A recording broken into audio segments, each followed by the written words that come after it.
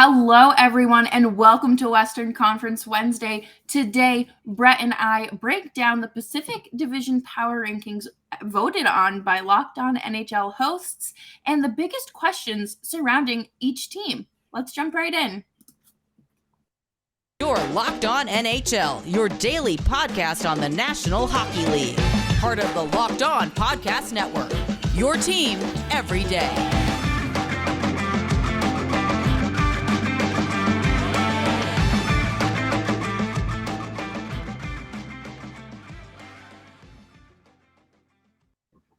Hello, everyone, and thank you so much for making Locked On NHL part of your daily listen here at the Locked On Podcast Network. I'm Jess Belmosto of Locked On Calgary Flames, joined by Locked On Oilers host Brett Holden. How are you doing? I am not too bad. How about yourself? You know, after seeing these rankings, I'm doing a lot better. Good. Doing pretty well. Me too. Yeah, me too. Oh, yeah. And, just to leave the listeners in suspense, I think it's fair that we start at the bottom. But before we do that, just a reminder to subscribe to Locked On NHL wherever you get your podcasts. We're here for you every day through the off season. And of course, once the regular season start back up, your local shows will be back daily as well. YouTube, Spotify, Apple, Audible, Odyssey, Stitcher, you name it. We're here for you, and it's free $99. All right. Coming in at number 8 is the San Jose Sharks. Does that sound about right? Yeah. I was talking to JD on our episode's going to come out on Friday, and I tried to give him all the benefit of the doubt, and he just was not having any of it. Yeah, no, we did an episode a few weeks ago, and I was like, yeah, like they're getting there. They're chugging along. And he's like, no. I'm trying to be nice and give you points. The Sharks are just a question mark themselves. But what is your question for them as a team heading into this thing? Everything. Other than basically their goaltending, which they do have 3 goaltenders, which will be very interesting to see how they turn out. Everything is a question mark for me. Their defense, they lost Brent Burns. What's really going to happen after that? What are the lines going to look like? What kids are they going to have in there? William Eklund's going to be in there now. Like there are a lot of question marks where you're just sitting there going, where do you even begin? Where it's not even, it's kind of a sense of where can you even build from almost. So I understand where JD's coming from and just going, there's not a lot going on here. And because there really isn't, other than the goaltending, which they have a couple of pretty decent goaltenders. I like Capo Kakinen. I like James Reimer. I like those goaltenders, but who's going to be in the net? There's a lot of question marks for me. Absolutely. And, they still have that ridiculous Erik Karlsson contract on the books. The earth will be on fire and ablaze before that contract is up and off the books. But at the same time, I'm really interested to see how Mike Grier takes a hold of this. And I want to see what his, obviously his first year or two are going to be a little shaky, but he's going to do hopefully the best that he can. And I want to see how this team looks entering free agency next year. I am giving them the benefit of the doubt once again. That's tough to do. That is tough to do. Next up, the brand new team in the NHL, a very tough club or tough season for this club. The Seattle Kraken, as voted by the Locked On hosts. There's another team that, not as dismal as the Sharks, because there's a lot of very positive things coming up for the Seattle Kraken. But what is your question heading into the season for the 32nd franchise in the NHL? Can they stay healthy? Interesting.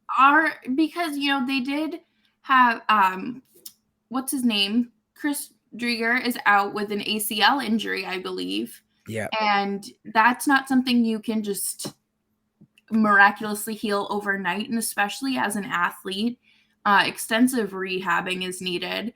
And Brandon Tanev's coming back from an injury.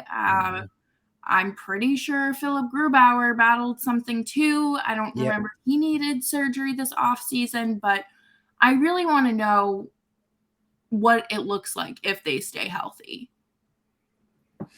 Especially with what they just managed to finagle in that recent draft in Shane Wright, who for a Yes. very long time was going to be the first overall pick heading into that draft. And that's what my question is are the kids all right? They're going to have Matty Beniers in the lineup as well. They're going to have Shane Wright, a 1-2 punch of the future for them. It's going to be their first time in playing together, obviously, but it's going to be their first full season together in the professional leagues in the NHL and as pros. So, how are they going to do? They're going to be a young team. They're going to be building around those young players. So, are the kids all right? And just how good are those kids? So, that's the question for me. I'm really excited to see Seattle because, and then that's the other thing as well is the goaltending. I mean, an ACL injury is not easy to come back for any athlete, especially for a goaltender as well, who's constantly using that knee. So it'll be interesting to see just how much those kids can kind of run the team. They've very much stockpiled on draft picks, and very interesting to see how they use it in the future, whether that's in deals, whether that's drafting in the future. Now you're seeing the outcome of trading all those picks with the Vegas Golden Knights. So it'll be interesting to see how the Seattle Kraken start to model their next couple of years around those kids. Yes, absolutely. And coming in at number 6, I'm not sure if people are going to agree upon this one, but the Anaheim Ducks land right there at number 6. My question for them is, are they going to be a more competitive team this year? But is it going to be a level of competitiveness that's sustainable? We saw them get hot for a while last season, and the Pacific Division is kind of the boring division of the NHL, if you will, which I think that's very wrong. You're just not watching enough games. And I'm a little biased though, but is this team going to be hot enough to kind of land in a potential playoff spot? They have a lot of youth there as well. Mason McTavish tearing it up at Worlds. So, Trevor Zegras too. What are they going to do? What are they going to do?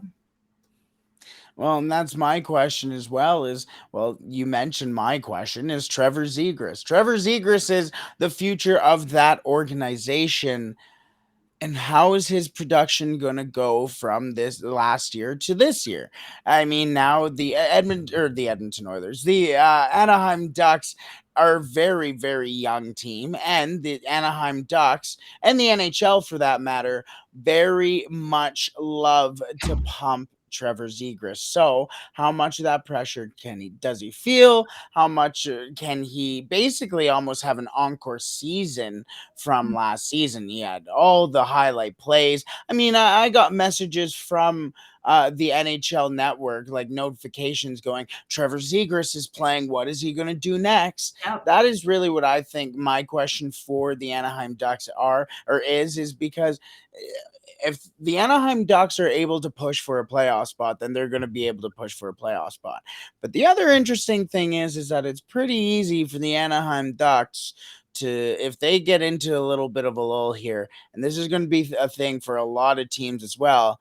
There's this kid named Connor Bedard who's kind of becoming buddy with Mason McTavish. And a lot of people are getting a little excited about the prospect of a potential McTavish, Zegras, and Bedard line. So that's also kind of where my questioning of Zegras' production comes from, is whether or not if he's good enough to push that team to a playoff spot, well, then maybe they can start pushing for a playoff spot. But if they're just kind of middle of the pack or kind of sitting back and kind of having a tough time, maybe they just go, let's tank here and go for Connor here. Bedard. Yeah. Not McDavid, but Bedard. Yeah, let's You get know, that straight. I think it's going to be just an interesting season overall to see who ends up with that number one pick, especially if it's the draft lottery sort of thing again, where we saw Buffalo almost get edged out by the Kraken not Mhm. too long ago, and oh my gosh, that would just be truly something.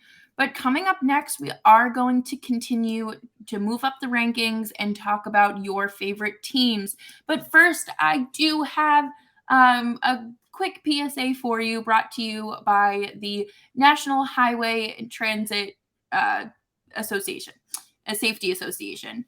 You're hanging out with some friends and putting back a few beers. I mean, we all do it, right? Especially with football season coming up. A few becomes too many. As the evening comes to an end and people start to head out, you think of calling for a ride. Nah, you live nearby. You can make it home. It's all right.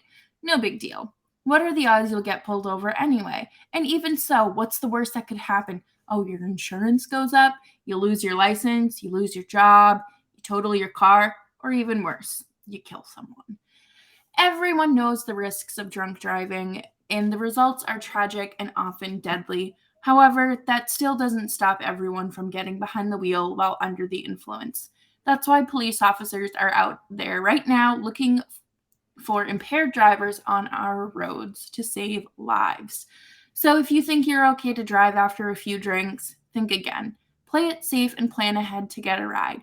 It only takes one mistake to change your life or someone else's forever. Drive sober or get pulled over. Thank you all so much for tuning into Locked On NHL.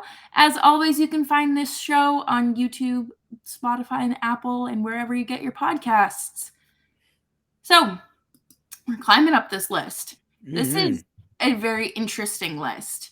I think especially this middle of the road here is very, very interesting, and time to dissect the number five, the fifth team on this roster, the Vegas Golden Knights. Yeah.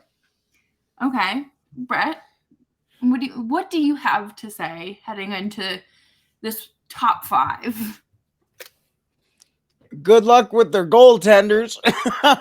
Good luck with the goaltending. Honestly, Robin Leonard recently just announced that he's going to need surgery and probably won't be around for a good chunk of the season, if at all, of next season. So now the goaltending for the Vegas Golden Knights is relied upon Logan Thompson and Laurent Brossois. So, as a guy who's seen a lot of Laurent Brossois since he was he even played with the Edmonton Oil Kings as well. So, that's not fantastic.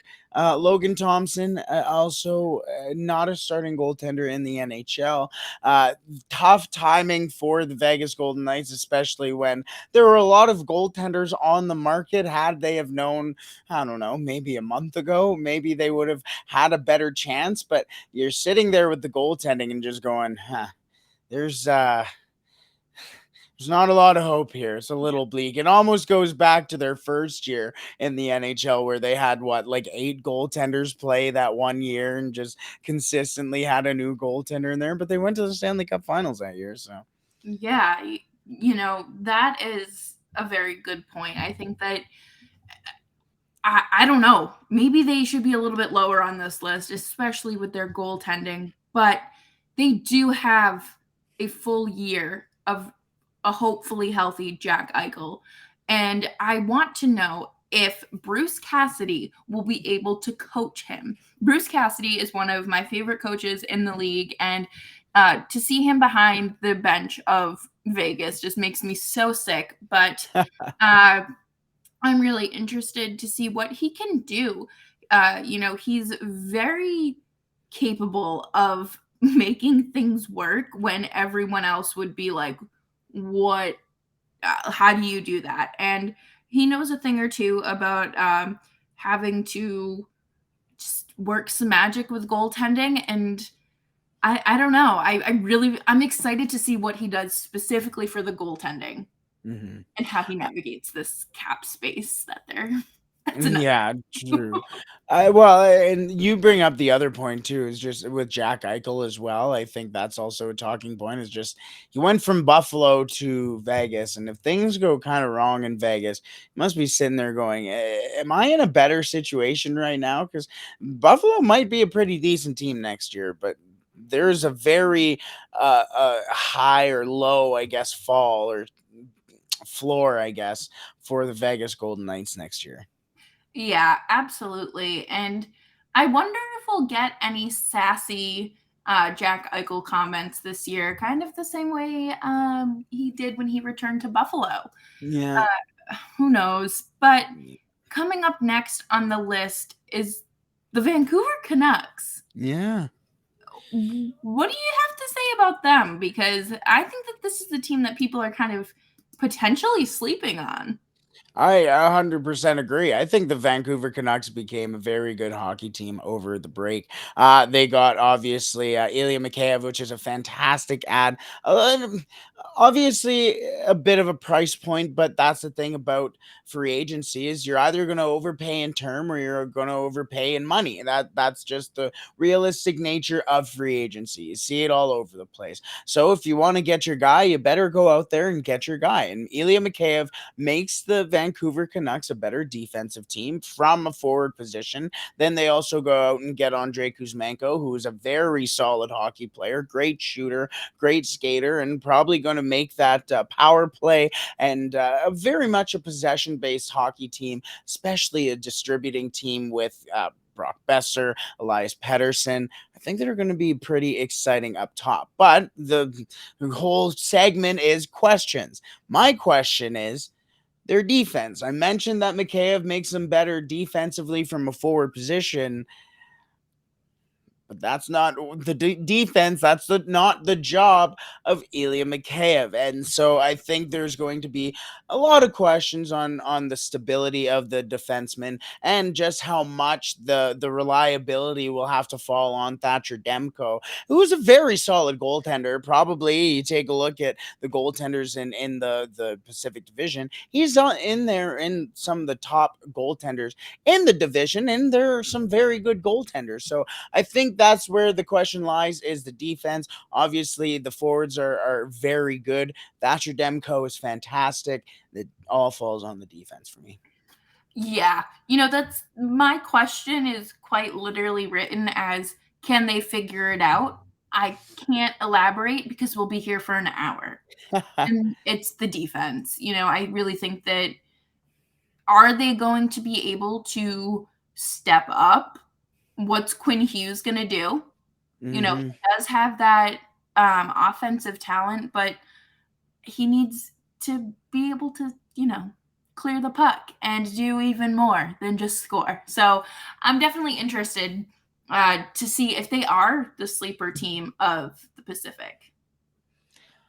I completely agree. They are. I'm gonna say it right now. They are the sleeper team in the Pacific. I'm excited for Vancouver. The third best team, is voted by us. The Locked On Network. We have, and it's also the first playoff position, I guess, within the Pacific Division, and they are the Los Angeles Kings. A very interesting one. It's tough with the LA Kings. The Edmonton Oilers obviously saw them in the playoffs and got a very good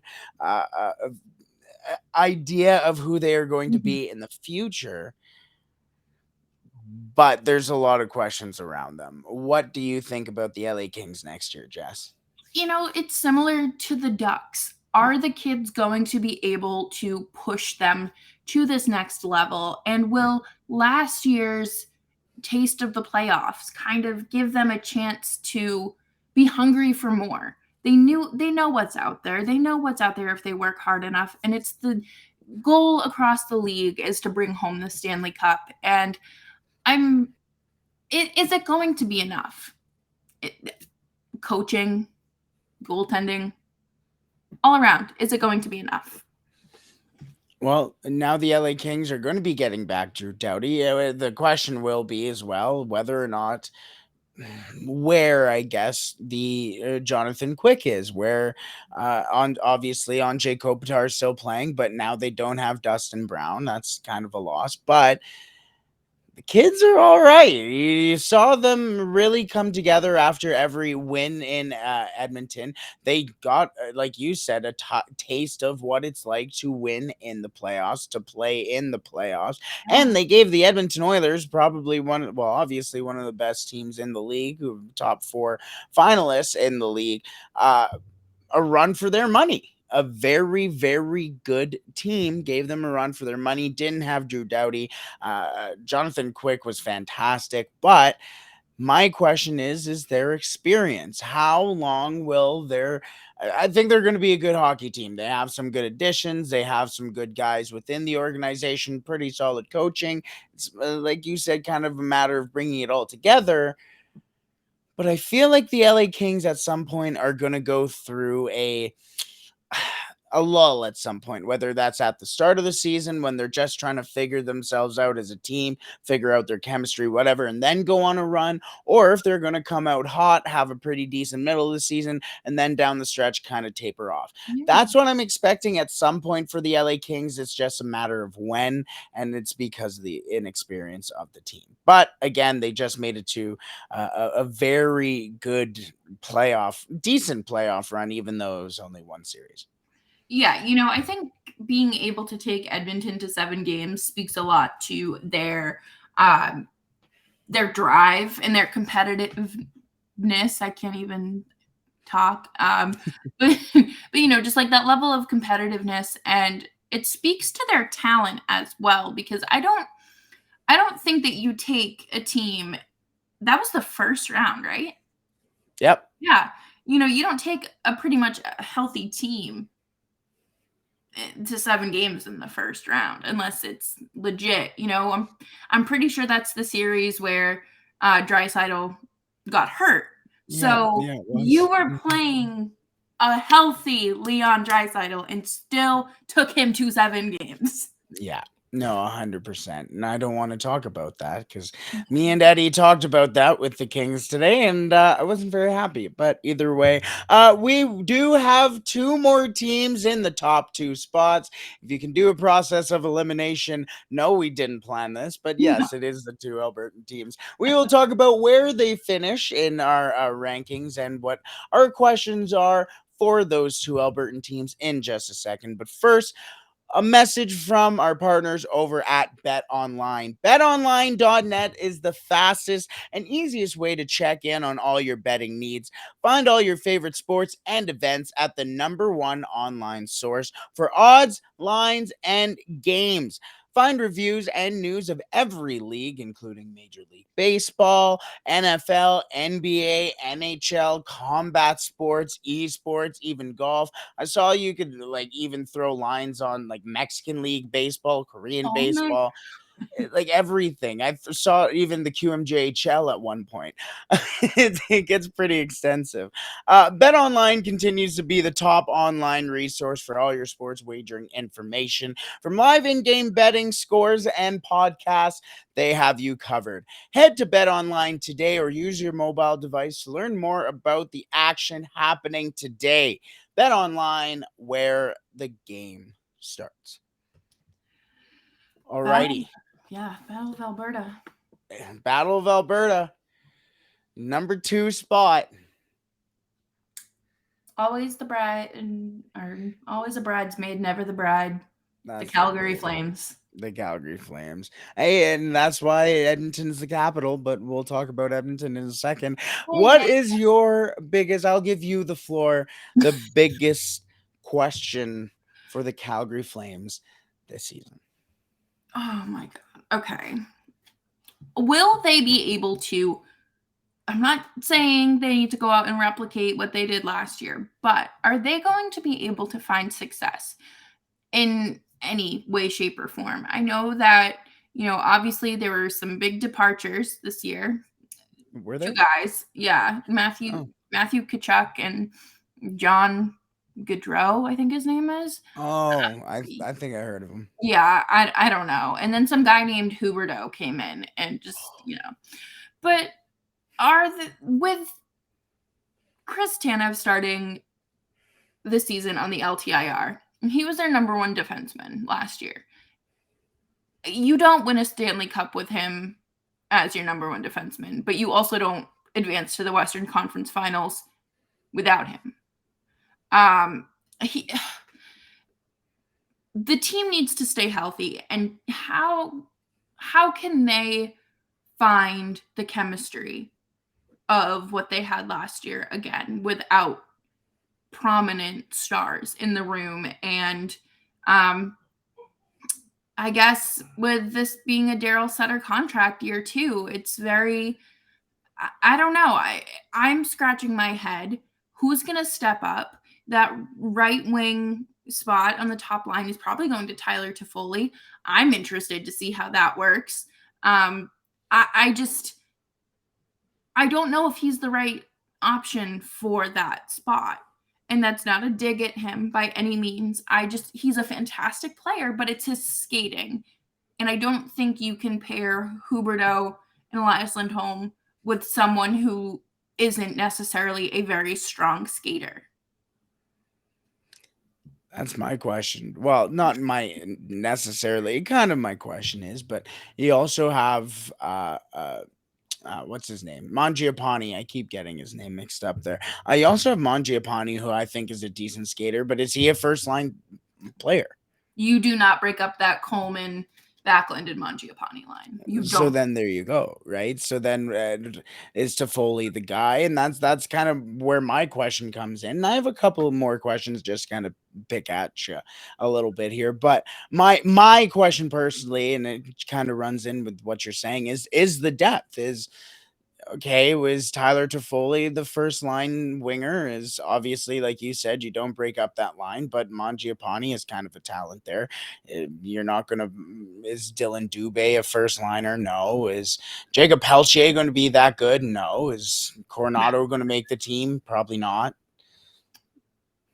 What happens there? And like you said, you have some lines set in stone, but that's nice in theory. Is that really it? Is that really the team that's really going to win you games and win you a division or get you in second place in the Pacific Division at the end of the season? Yeah. There's a lot to kind of unlock and uncover there. I don't think they've tried the Dylan Dubé on the top line. It doesn't work. And you're not putting Sean Monahan up there when he comes back. Milan Lucic? Milan Lucic up there. I swear to God, Daryl Sutter, if you see that, I'm coming to Alberta and I'm going to scream. Oh God, I can't do it. It's not 2011 anymore. It's time to move on.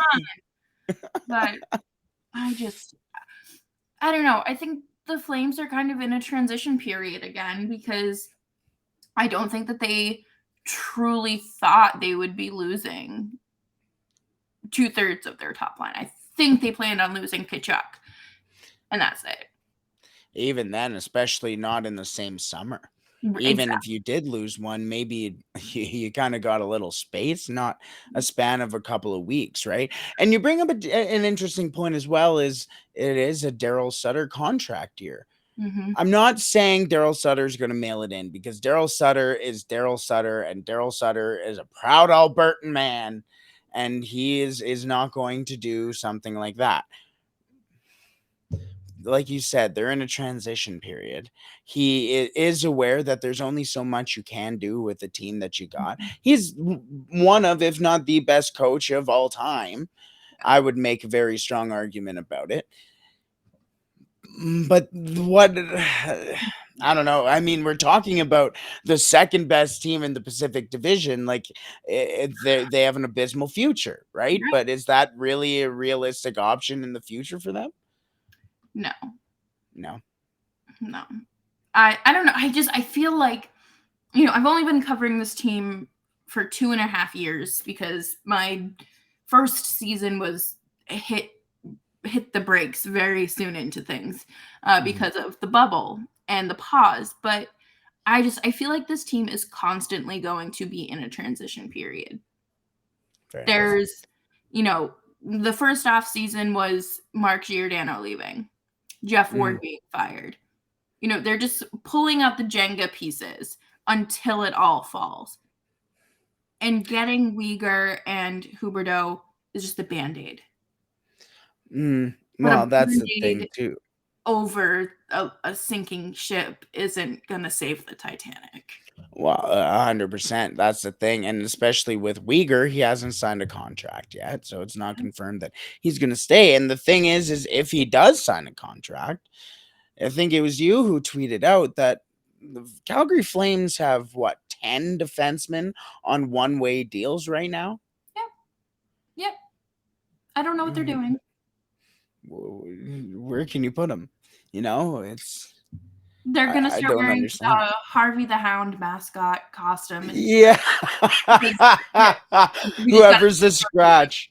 Yeah. I don't think there's enough room in the press box for all of these people. I don't know where we're going to find them. And I don't even want to say a perfect world because it's not. But I think the conclusion that a lot of people are coming to is there's no real basis to this. But every time the Bruins talk about getting the band back together, Lucci just tracked right in there because people can't let go of the past. Yeah. The Bruins need defense as well.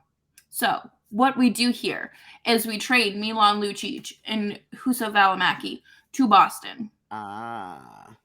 I don't know what they get in return, but okay. that is what I've seen all over Twitter. Again, I don't think there's anything legitimate to this. I think it is once again just Bruins and Flames fans being like, if we talk about it enough, we can manifest it. That's confidence is the whole thing. I dig it. No, why not? No, but the thing is, hey, the Flames are number 2 on this list. And last point, I just think this position in the Pacific Division, I think really rides on Daryl Sutter and also obviously on the Los Angeles Kings, but it will ride on when the Los Angeles Kings slide comes. Is it in early season, and how long it is? Is it insurmountable where they can't finish second place and they finish third, or does their lead big enough late in the season where when they do fall or whenever they do, is it easy for the Flames to pass them, or can they keep it? I think that's really going to be the storyline to watch for those teams here. Yeah, absolutely. And to wrap up the show, we do have to talk about the number 1 team in the Pacific Division power rankings, and that would be the Edmonton Oilers. Brett, he's doing his little princess wave and blowing kisses to all the fans. It pained me to vote number 1 for them and to put them at number 1, but you know what? It's deserved. Thank you. Thank you very much. I appreciate it. But the thing is we came here for questions. We came here for their questions, so we can pump their tires as much. I'm just happy because it's like for the first time in my life that the Edmonton Oilers have been in this type of situation. So I'm like, hey, why not? But we are here for the questions. We are here for the negative, not the positive. But we're always here for the positive. But my question for the Edmonton Oilers heading into next season will be the goaltending. Yep. Let's be real. It's the goaltending. The same as every year. Exactly. Yeah, you can just copy and paste the conversation from last year, basically, and just throw Jack Campbell's name in there now. But the thing with the goaltending now is the question is different. The question isn't whether the Edmonton Oilers can survive with Mike Smith or how long can they ride with Mike Smith. Now the question with the goaltending is, oh, well, you have a above average goaltender now in your net. can he stay above average? Is he actually that good? If he is that good, well, the Edmonton Oilers are going to be a very good hockey team and a tough team to play against. But if he's not that good or as good as everybody puts him in this category of, is it a repeat of Mike Smith, and just how long is the ticking time bomb ready to go off, or what that may be? It's not now a matter of when, it's a matter of if, and that's what's big for the Oilers. Yeah, absolutely. And just to, echo that even more, and to give some support to the Oilers and Jack Campbell. Excuse me for puking on screen, everyone. But I think that there is a much no, there is a significant difference in the defense that's playing in front of him in Edmonton versus Toronto.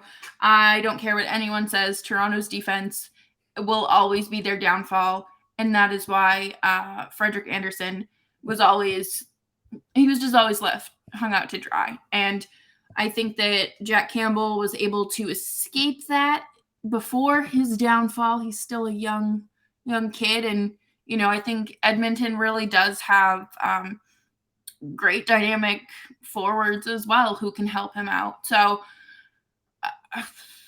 is Jack Campbell the answer? Honestly, before the signing and for a very long time, I was a big believer in Darcy Kemper. I've said Darcy Kemper needs to be the guy. You're not going to win anything with Jack Campbell. I don't want to say my tune has changed because I have to, because he's an Oiler now and everything like that. But my tune has changed just listening to him, listening to the way that everybody around him has talked about him. And I'm really excited for Jack Campbell. I think the thing with Jack Campbell is that he's a very emotional type of goaltender, and that's what Edmonton is. Edmonton's an emotional city. You see how much we rallied around Ben just recently. You want to talk about a different type of emotion.